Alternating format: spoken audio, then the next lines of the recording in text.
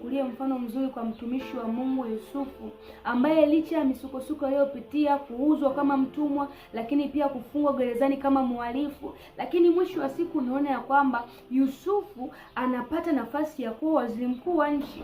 Si amepata nafasi ya kuwa waziri mkuu wa nchi labda kwa sababu alistahili au kwa sababu alitakiwa kuwa, hapana, lakini kwa sababu Yusufu alikubali kutembea katika uwepo wa Mungu.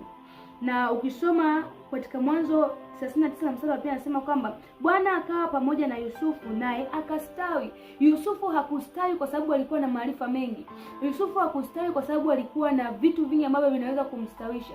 Lakini Yusufu alistawi kwa sababu gani? Kwa sababu Bwana alikuwa pamoja na yeye. Kwa sababu tunaposema kwamba kuna jina la Mungu ambalo huwa tunamuita, tunasema kwamba Mungu wetu ni Emmanuel, na maana ya Emmanuel ni Mungu pamoja na sisi. Means tunapofanya kazi, Mungu anafanya kazi pamoja na sisi.